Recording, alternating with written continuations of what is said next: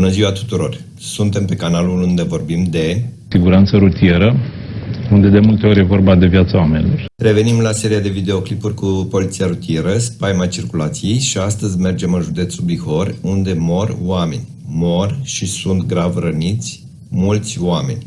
239 de oameni au murit în ultimii 6 ani, iar 3585 au fost grav răniți. Numai anul trecut au murit 37, adică mai mult de 3 pe lună. Și au fost grav răniți 493, adică mai mult de 9 și jumătate pe săptămână. Sunt sincer îndurerat de tragedia familiilor îndoliate. Sincere condoleanțe. Județul Bihor și municipiul Oradea sunt unele dintre cele mai sigure județe și orașe din țară. Foarte relaxat băiatul ăsta. Na, oamenii mai mor, dar noi suntem vigilenți. Și cum faceți? Urmăriți cu atenție și preocupare? Persoane decedate, în 2014 au fost 48, în 2015 au fost 44, în 2016 au fost 45, în 2017 32 și în 2018 47. Suntem într-un trendul ultimilor ani este între 45 și 48 la nivelul județului Bihor. Sunt foarte multe și în opinia mea. Cifrele par mai mici ca în alte județe, dar raportat la populație și la numărul de mașini matriculate pe raza județului, rezultatele tot proaste sunt. Cine sunt responsabili? Șeful poliției rutiere este comisarul șef Alin German, care se prezintă ca fiind un mare iubitor de siguranță rutieră, încă de la vârsta de 6 ani, când a primit de la tatăl său, profesor de matematică, un joc cu indicatoare rutiere. Din păcate, siguranța rutieră nu este un joc. E vorba de viața oamenilor. Trăiți, domnul ministru. Dacă o spuneți dumneavoastră, poate are altă greutate. Că pe mine mă ignoră subordonații dumneavoastră, sau poate doar nu înțeleg nimic. La IPJ, șef de trib este chestorul de poliție Alin Haniș, de care probabil l-ați auzit în reportajul Recorder. Și mai nou, la România te iubesc. Este un penalist care uneori lucrează pentru oamenii de afaceri din Bihor, în dauna legii sau a polițiștilor din subordine. Să știți că am negociat cu Compania Națională de Drumuri. Ce ai făcut, mă? Ai negociat cu administratorul drumului? Negociezi viața bihorenilor? Așa cum faci cu carierele polițiștilor din subordine? Sau cu aplicarea legii pentru șmecherii cu pașapoarte suedeze? Domnul ministru, aveți la Oradea un negociator și se pare că reușește să păcălească pe toată lumea. Și cum negociezi tu, Aline, cu CNAIR-ul? Faceți jumătate sau mergeți doar pe zeciuială? Ce ai de negociat? Peste jumătate dintre aceste evenimente se produc datorită semnalizării rutiere lipsă, confuze sau contradictorii, iar responsabilii par să nu știe pe ce planetă sunt. Repet și pentru nespecialiștii din Bihor. Semnalizarea rutieră înseamnă comunicare. Comunicarea dintre administratorul drumului și participanții la trafic, șoferi și pietoni, precum și comunicarea între participanții la trafic. Administratorul drumului transmite prin marcaje și indicatoarele rutiere instalate mesaje pe care trebuie să le urmezi pentru ca toți participanții la trafic să se poată deplasa în siguranță, fără conflicte sau riscuri. Lipsa de comunicare, comunicarea defectuoasă, comunicarea contradictorie sau comunicarea prea subtilă duce la conflicte și cel mai adesea la accidente, datorită faptului că mulți dintre participanții la trafic nu vor înțelege sau nu vor percepe la timp mesajul și asta echivalează cu lipsa de comunicare. Comunicarea trebuie să fie fermă, clară, ușor de înțeles de oricine, indiferent de gradul de pregătire sau de educație, abilitățile individuale, viteza de reacție, gradul de atenție și concentrare care poate fi diferit de la un individ la altul și care poate fi afectat atât de factori psihologici, precum dispoziția, problemele familiale, sociale sau profesionale ale individului, cât și de factori naturali, precum vremea, clima, ora din zi și așa mai departe. Să știți că aici, ca o opinie personală, eu cred că și stresul este un factor important în producerea accidentelor rutiere. Exact despre asta vorbeam. Dar n-ar trebui să fie o opinie personală, ci una profesională. Iar voi ar trebui să eliminați toți factorii ce afectează în plus stresul șoferilor produs prin semnalizarea rutieră imbecilă. La Bihor, responsabilii de siguranța traficului mi-au răspuns niște tâmpenii la întrebările legate de intersecția din Alba, cum de altfel era de așteptat. După cum știm și din episodul Secretele sensului giratoriu pentru milițieni și instructori tembeli. Cine nu l-a văzut, îl puteți deschide din info de aici sau din linkul din descriere, pentru că la Poliția Oradea activează și comisarul șef Perțea, o altă minte plată a Poliției Bihor, prin a cărui mesaje și concluzii șoferii înțeleg lucruri ca ăsta.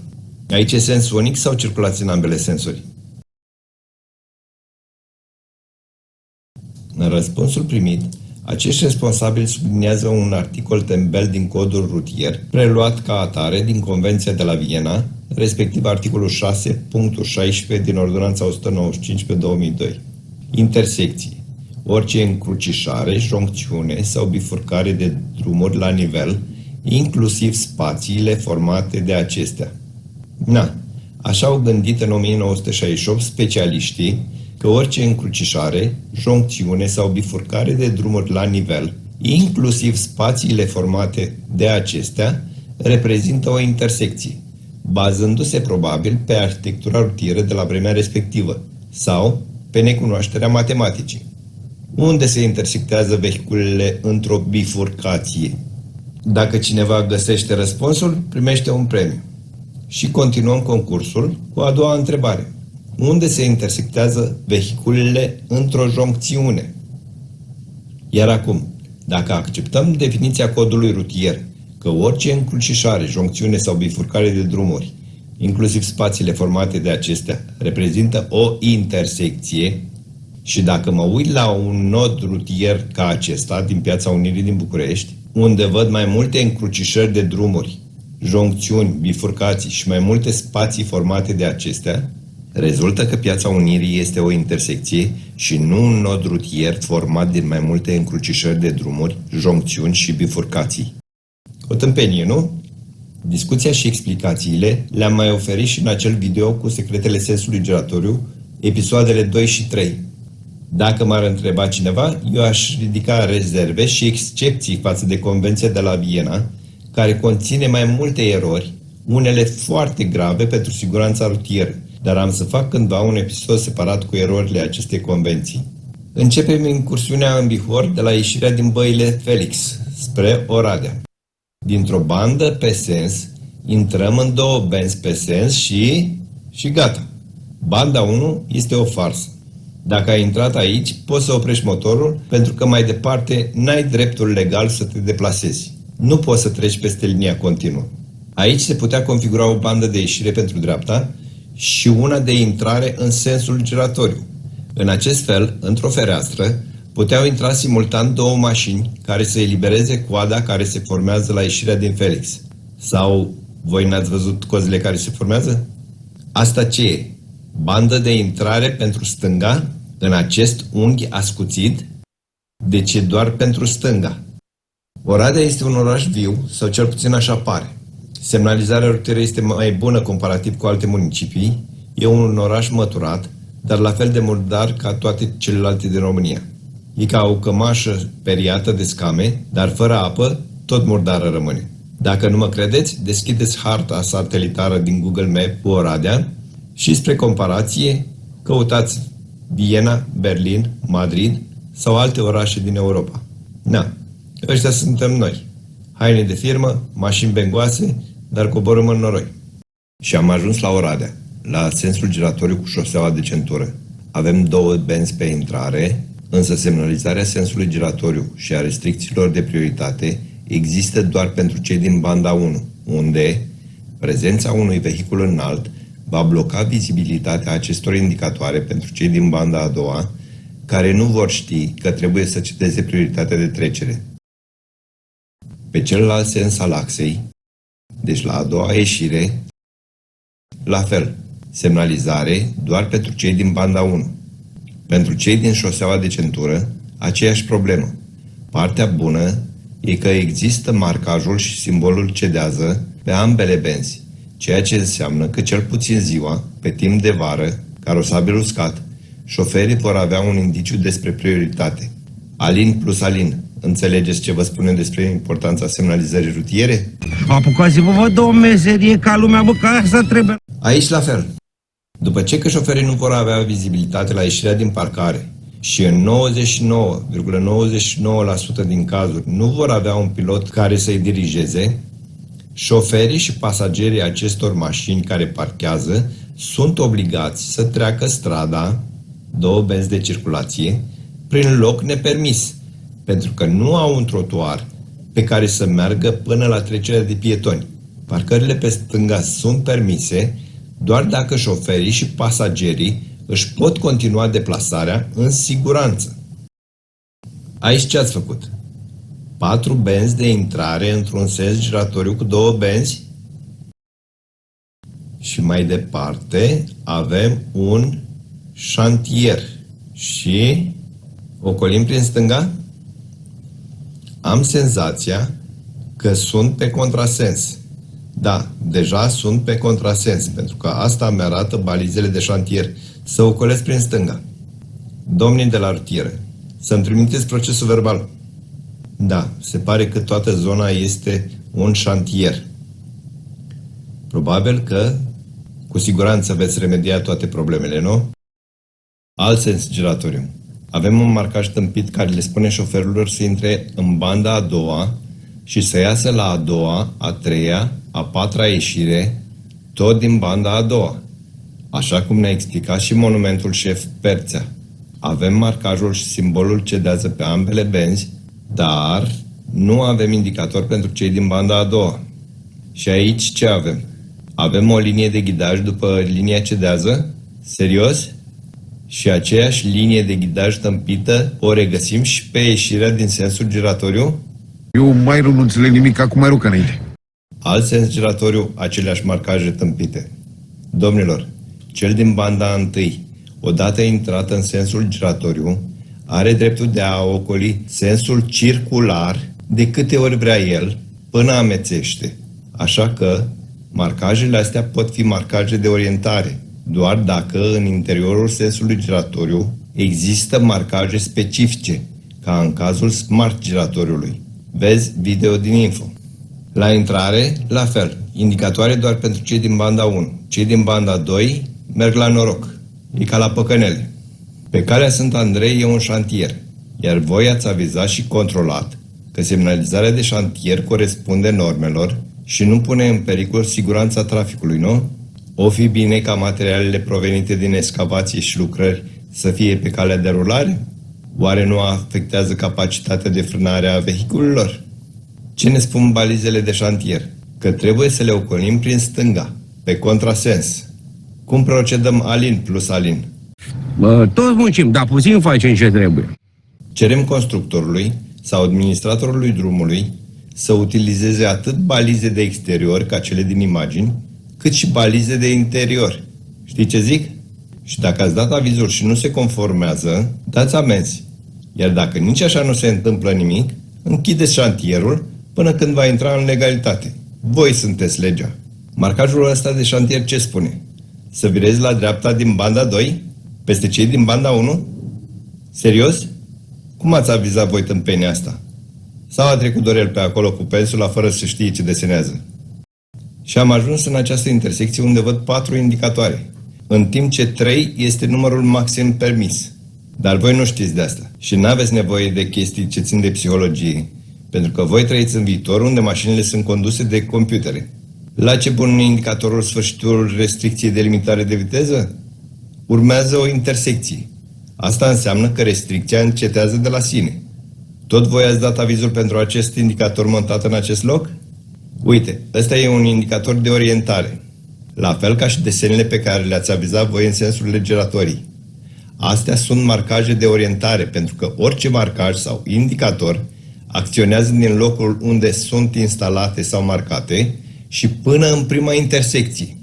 Iar în sensul giratoriu, care nu este o intersecție, ci este un drum giratoriu, circular, care leagă mai multe segmente de drum ca o centură, șoferii pot circula la nesfârșit, ori în banda 1, ori în banda 2, sau în oricare din benzi. Știți că am avut o adevărată luptă cu sensul ăsta giratoriu.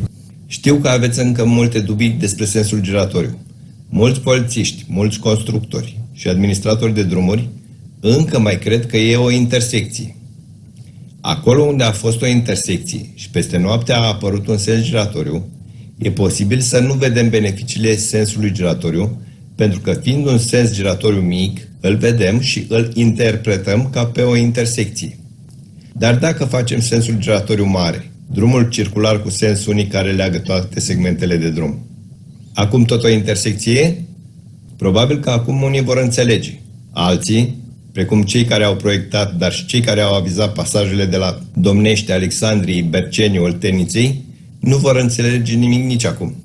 Acum putem observa că nu mai avem viraje la stânga, virajele cele mai păcătoase, avem doar viraje la dreapta la intrarea în sensul giratoriu, iar mai apoi ieșirile sunt bifurcații unde nu mai trebuie să cedezi prioritate de trecere nimănui. În acest fel crește atât fluența traficului, cât și siguranța. Cu cât drumul circular este mai mare, cu atât traficul va fi mai fluid, dar nu întotdeauna putem amenaja astfel de sensuri giratorii. Acum, ar trebui să fie clar pentru toată lumea că cel din banda 2 nu poate face virajul la dreapta pe bifurcația de ieșire decât dacă se utilizează arhitectura smart giratoriu, care permite defluirea și eliberarea sensului giratoriu sau a drumului circular. Cu cât mai mulți pot ieși din sensul giratoriu, cu atât mai mulți vor putea intra. Asta se numește fluența traficului. Nici în acest sens giratoriu de pe centura Oradea nu avem semnalizare verticală pentru cei din banda 2, motiv pentru procesele verbale de sancționare sau cauză de accidente. Dar cel puțin aici ați avizat marcajele cu simbolul cedează corect, doar cu vopsea albă. Nu mai avizați simbolurile care copie indicatorul. Roșu nu este culoare de contrast cu asfaltul, mai ales după uzură. Iar triunghiul alb poate sugera altceva, o denivelare. Pe intrarea din dreapta, lucrurile stau la fel. Semnalizarea verticală pentru cei din banda 2 nu există, iar marcajele cu simbolul tâmpit de care tocmai vorbeam. Următoarea intrare e cu o singură bandă. Iar la ultima intrare ați păstra regula de a nu semnaliza vertical pentru cei din banda a doua și puneți marcajele astea care nu au corespondent în realitate.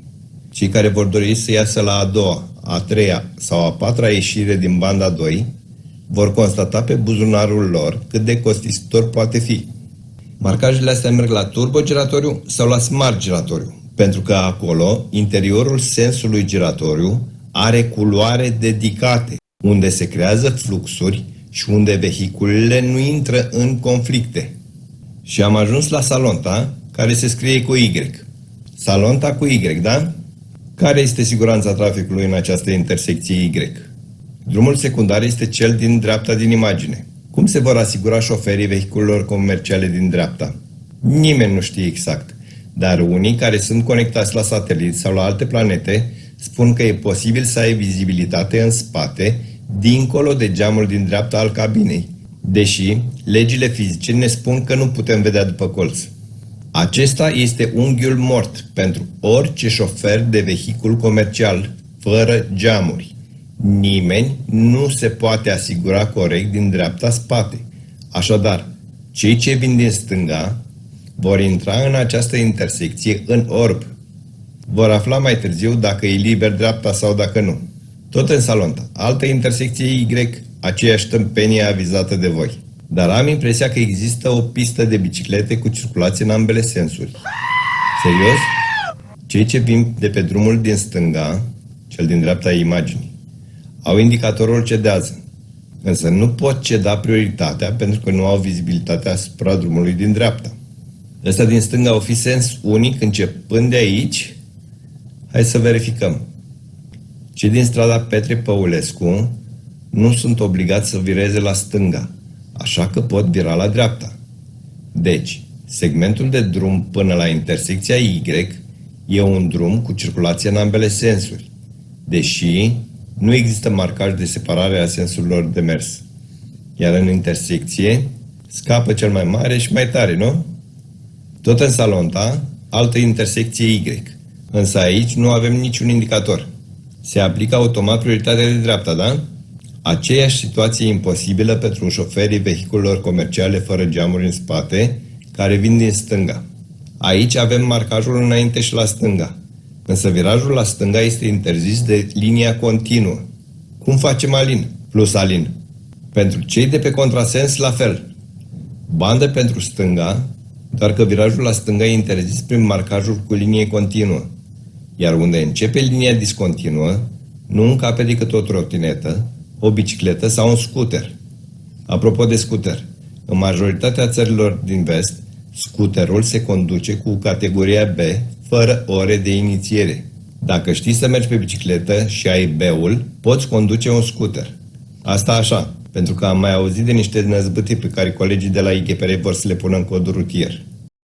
Aici vom întâlni un sens giratoriu, doar că indicatoarele sunt prost instalate, fără a avea vizibilitate asupra lor decât în ultimul moment. Iar pentru cineva care nu cunoaște zona, ar putea fi prea târziu. La fel și pe a doua intrare, unde avem un indicator cedează foarte șters. Iar pe a treia intrare, situația este identică. Indicatoarele trebuie montate de maniera în care să fie văzute cu cel puțin 2 secunde înainte de a ajunge în dreptul lor. Calculați distanța în funcție de viteza legală permisă pe acel segment de drum. Mergem la Marghita. 2 benzi pe sens, intrăm într-un sens giratoriu, lipsă semnalizare verticală pentru cei din banda a doua, iar pentru cei din banda 1, indicatoarele sunt ascunse de vegetație. Pe intrarea din dreapta observăm un indicator pentru proști, respectiv oprirea interzisă. Unii iau permisul fără să afle că la mai puțin de 25 de metri de colțul intersecțiilor nu se oprește. Pentru cei din banda 2, nimeni nu s-a gândit că ar fi utilă semnalizarea verticală. Și marcajul ăsta ce reprezintă? În ce standard ați văzut prostia asta? Nu cred că există așa ceva în vreun standard. Sau a mai rămas ceva vopsea și în loc să o arunce, au zis să mai deseneze ceva. Și pe a treia intrare, același indicator imbecil. Și cu indicator și fără, băieții ăștia tot parchează. Cei de la permise tratează cu indulgență examinările și pare că dau permise la promoții. Nici ei n-au fost în stare să spună care este ordinea corectă de trecere prin intersecția din Alba. E greu. Cum să-ți dai seama tu, evaluator, care este ordinea corectă de trecere prin această intersecție? N-ai cum. E dificil. Trebuie să faci măsurători, trebuie să mergi la fața locului, că așa fac și candidații în examen. Fără răspunsurile din grilă, sunteți și voi praf. Șeful serviciului de permise este comisar șef de poliție Alexandru Laza. Un domn cum se cade, care uneori mai face și pe șeful poliției locale, la cererea primarului. Dacă vedeți în trafic un tâmpit cu numere de Bihor, să știți că el este responsabilul. În Marghita, oprirea este interzisă în intersecții. Nu știam, așa că bine că ați pus indicatorul. Și da, avem confirmarea că oprirea este interzisă numai în intersecții. Nu-mi dau seama ce ați vrut să faceți aici, dar a ieșit prost. Niciun șofer nu va înțelege într-o secundă ce ați făcut aici. Avem 2 benzi, dar totul e confuz în lipsa săgeților direcționale. Și cei din banda 1 și cei din banda 2 ar putea continua pe direcția înainte, unde există doar o singură bandă pe sens. Ăsta e din ciclu, noi muncim, nu gândim. Și în Marghita avem parcări în unghi ascuțit, indicatoare ascunse de vegetație, dar alin plus alin nu par deranjați de asta. Nu contează că șoferii nu vor afla în timp util ce au de făcut. Mai departe, am identificat indicatorul cedează și ajungem în intersecție. Unde este locul unde ar trebui să opresc pentru a acorda prioritatea? Mai departe, în următoarea intersecție, pare că am prioritate de trecere. Da, cei din dreapta au indicatorul cedează și în intersecție, din nou, indicatorul oprire interzisă. Aici avem un indicator de direcționare pe benzi, doar că marcajele pe asfalt sunt inexistente. Dar ce îmi place cel mai mult e indicatorul cu depășirea interzisă. Eu chiar mă gândeam să depășesc. Da, pe limita de viteză de 30. Aici văd marcajul stop, ceea ce înseamnă că acesta este locul unde am vizibilitate maximă și mă pot asigura fără riscuri pentru a intra în intersecție. Așa, la vreo 50 de metri de intersecție. Alin, când ai dat tu avizul pentru acest marcaj, ce ai fumat? Era el lumea ta, fericit și vesel, da? Și am ajuns de unde am plecat. 3 benzi pe acest segment, dar doar una este clară pentru ce direcție. Mergem la Săcuieni. Avem un sens giratoriu de care știe doar Alin sau Alin. Pentru că indicatoarele sunt ascunse de vegetație. Puteau fi puse pe partea stângă, pentru ca toți șoferii care vin de pe acest segment de drum să le poată observa din timp. Pe segmentul de drum din dreapta nu avem niciun indicator și niciun marcaj de prioritate, iar baliza ne sugerează să ținem drumul înainte. Pentru cei care ignoră baliza și virează la dreapta, există un indicator ce cedează trecerea, doar că s-a plictisit de stat în soare și s-a ascuns în copac. Intersecția sau nodul rutier e murdar și plin de noroi.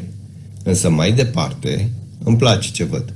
Pare un orășel îngrijit, marcaje și pe interior și pe exterior, chiar dacă aceste marcaje nu sunt reflectorizante.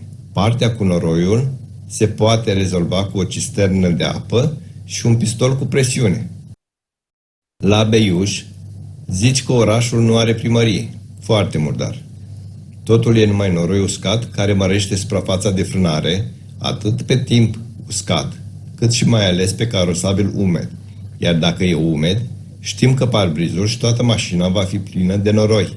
Lucruri neinteresante pentru cei de la siguranță și încredere. Aici avem 3 indicatoare frumos croșetate, unul peste celălalt, la mare distanță de intersecția cu sensul giratoriu, iar indicatorul cedează, îl recunoaștem doar după formă, nu și după culori. Care culori?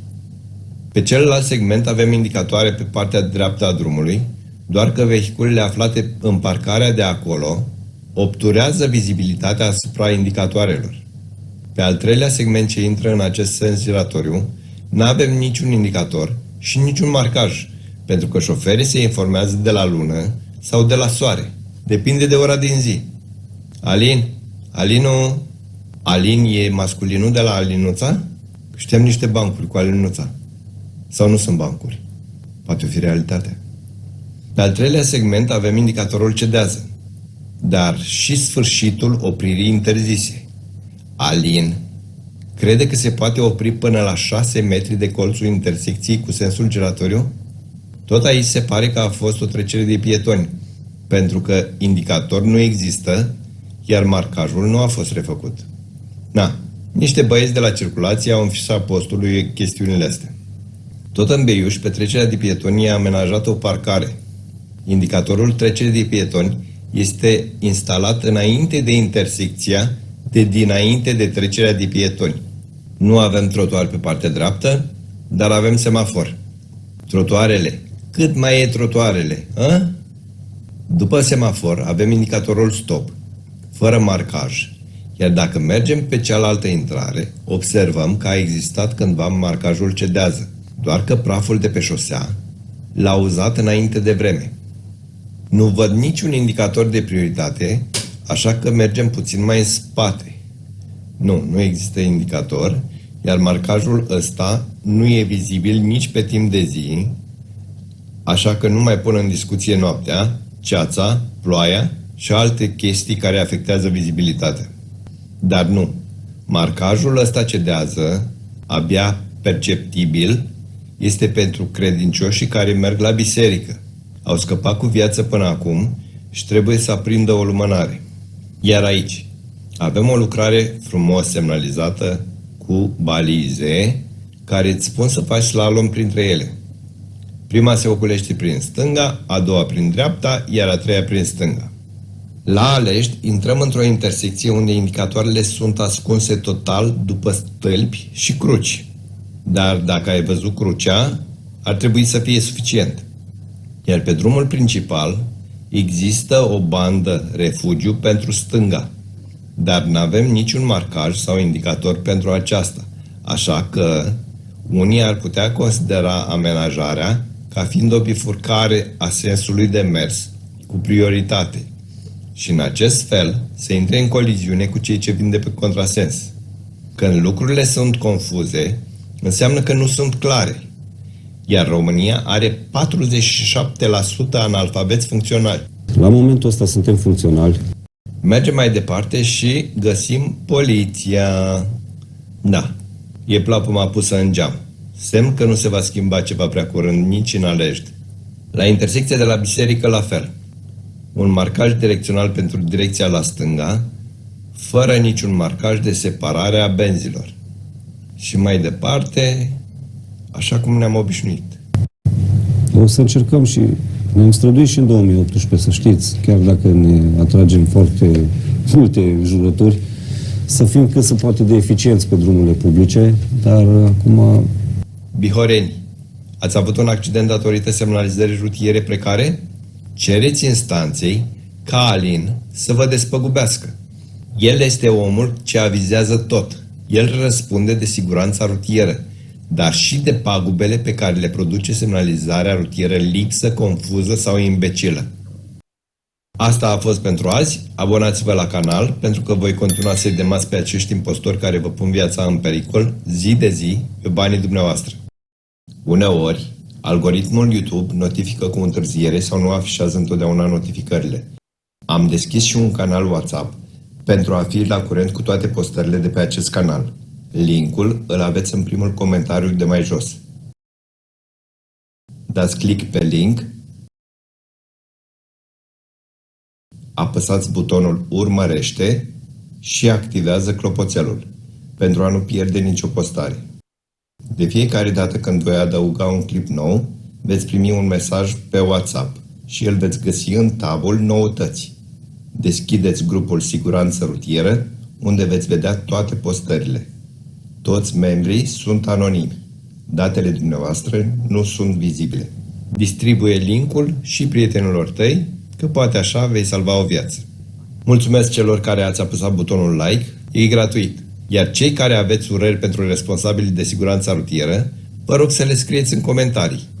Dacă vreți să vedeți și grozăviile din alte județe, click aici pentru a urmări întregul playlist care va crește de la o săptămână la alta. Să ne reauzim cu bine, fără evenimente.